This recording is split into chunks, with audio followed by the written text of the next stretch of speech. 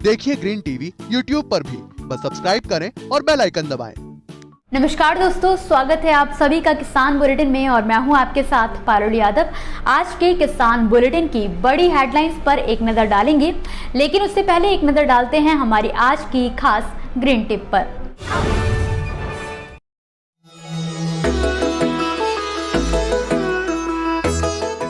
जहाँ तक बात है किस्मों की, तो स्टीविया की कई किस्में आपको बाजार में मिल जाएंगी, लेकिन इसकी दो किस्में सीमेप ने भी विकसित की हैं, मीठी स्टीविया और मधु स्टीविया। इसके अलावा MDS 13 और MDS 14 के नाम से दो किस्में भारतीय कृषि अनुसंधान परिषद ने भी निकाली हैं।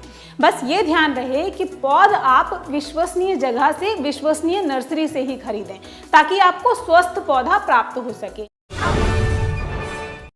आपको हमारी आज की खास ग्रीन टिप कैसी लगी और आपका इस पर हमारे लिए क्या सुझाव है, हमें कमेंट बॉक्स में लिखकर जरूर बताएं। फिलहाल अब जल्दी से एक नजर डालते हैं किसान बुलेटिन में आज की बड़ी हेडलाइंस पर।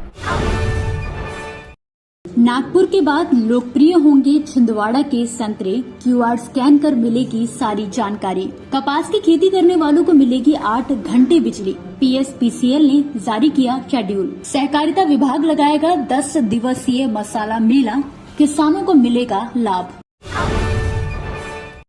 जहां बीते दिन हमने आपको बताया था कि किस तरह मध्य प्रदेश सरकार ने इंदौरी आलू को देश भर में अलग पहचान दिलाने के लिए एक जिला एक उत्पाद के तहत इसका चयन किया है, तो वहीं अब छिंदवाड़ा के संतरों को भी योजना के तहत शामिल कर लिया गया है। योजना में शामिल होने के बाद अब छिंदवाड़ा के संतरे सतपुड़ा ऑरेंज कहलाएंगे। इस बात की जानकारी देते हुए एक अधिकारी ने बताया कि संतरे के लिए एक QR कोड भी बनाया गया है, जिसे स्कैन करते ही कोई भी व्यक्ति संतरे की किस्म के बारे में सारी जानकारी हासिल कर सकेगा।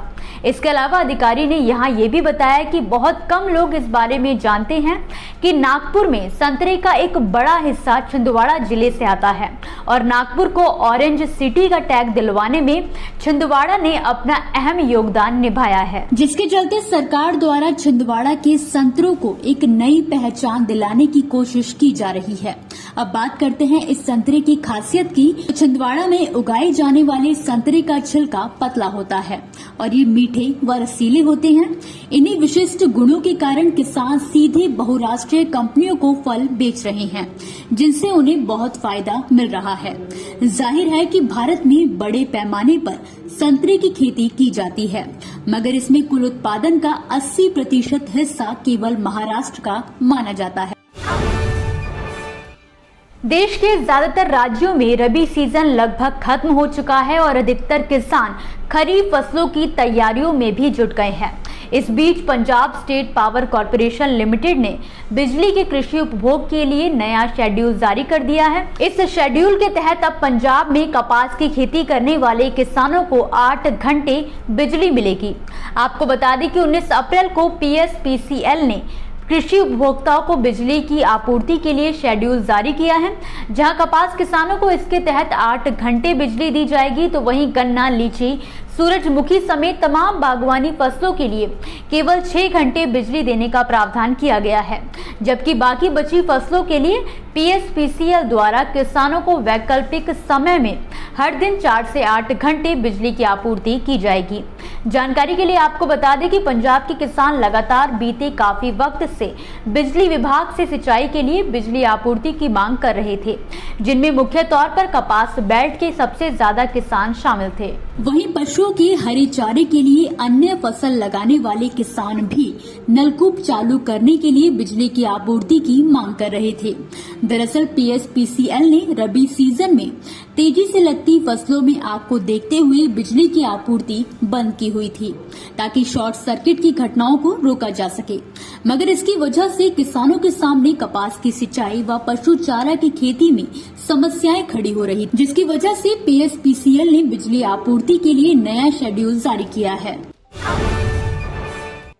राष्ट्रीय सहकार मसाला मेले का इंतजार कर रहे किसानों के लिए अच्छी खबर है। दरअसल बीते 2 सालों से देश भर में कोरोना काल के चलते न सिर्फ बड़े बड़े किसान मेले बल्कि कई कार्यक्रमों का आयोजन नहीं हो पा रहा था।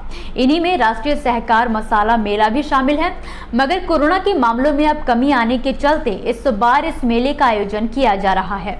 राजस्थान के जयपुर में जवाहर कला केंद्र के दक्षिण परिसर में राष्ट्रीय सहकार मसाला मेले का आयोजन 30 अप्रैल से 9 मई तक किया जाएगा।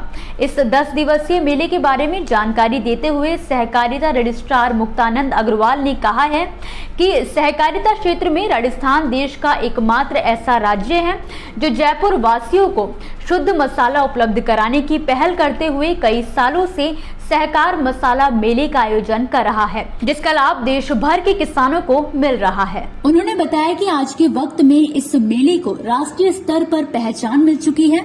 इस मेले में साबुत और पिसे हुए मसालों के साथ ही मौके पर मसाला पीसकर लोगों को देने की भी सुविधा उपलब्ध रहेगी। इसके अलावा मेले का समय सुबह 11 बजे से रात 9 बजे तक रहेगा। खास बात यह है कि मेले में सभी को फ्री एंट्री मिलने के साथ साथ मसालों की कई वैरायटी मिल सकेंगी। दोस्तों, ये थी वो खबरें जिन्हें हमने आप तक विस्तार से पहुंचाया, लेकिन अब हम बात करेंगे कुछ ऐसी खबरों की जिनके बारे में भी आपके पास जानकारी होना जरूरी है। तो चलिए फटाफट से एक नजर डालते हैं खेती किसानी और कृषि क्षेत्र से जुड़ी आज की छोटी बड़ी अपडेट्स पर। छत्तीसगढ़ में 24 अप्रैल से 1 मई तक किसान भागीदारी प्राथमिकता हमारी नाम से एक नया अभियान शुरू होने जा रहा है। इसके तहत सरकार प्रधानमंत्री किसान सम्मान निधि योजना में पंजीकृत सभी किसानों का केसीसी यानी कि किसान क्रेडिट कार्ड बनवाएगी। इसके लिए राजस्व और कृषि विभाग के अफसर खुद फील्ड पर उतरेंगे और किसानों को केसीसी का लाभ दिलाने के लिए जागरूक करेंगे। उत्तर प्रदेश के बागपत जिले के कुड़ी गांव के बिजली घर से थोड़ी दूर रखे ट्रांसफार्मर पर तार टकराने से निकली चिंगारी ने 7 किसानों की 22 बीघा गेहूं और 4 बीघा गन्ने की फसल जलाकर राख कर दी। सूचना पाकर मौके पर पहुंची फायर ब्रिगेड और पुलिस ने कड़ी मशक्कत के बाद इस आग पर काबू पाया। पंजाब के भटिंडा जिले के गांव मायसर खाना के रहने वाले एक किसान ने गेहूं की फसल से झाड़ कम होने की वजह से परेशान होकर बुधवार को रेलगाड़ी के आगे कूदकर अपनी जान दे दी। मृतक की पहचान जसपाल सिंह के रूप में हुई है और जीआरपी पुलिस ने शव को पोस्टमार्टम के लिए सिविल अस्पताल पहुंचा दिया है। पंजाब समेत इस समय कई राज्यों के किसानों ने फसल अवशेष जलाने में कमी की है। दरअसल फसल चारा की कमी और भूसे की बढ़ती कीमतों को देखते हुए पराली जलाने के मामलों में कमी देखी जा रही है। आपको बता दें कि इस समय भूसा 2500 रुपए से लेकर 3000 रुपए प्रति क्विंटल तक बिक रहा है। हरियाणा के कृषि एवं पशुपालन मंत्री जेपी दलाल ने हाल ही में केंद्र सरकार से पशुओं के स्वास्थ्य की जांच के लिए प्रदेश को 200 मोबाइल वैन देने की मांग की है। आपको बता दें कि जेपी दलाल ने मांग करते हुए कहा है कि इससे पशुओं के स्वास्थ्य का परिदृश्य बदल जाएगा। इसी के साथ आज के किसान बुलेटिन की बड़ी खबरों में फिलहाल के लिए बस इतना ही। आप मुझे दीजिए इजाजत और देखते रहिए ग्रीन टीवी। नमस्कार। देखिए ग्रीन टीवी यूट्यूब पर भी, बस सब्सक्राइब करें और बेल आइकन दबाएं।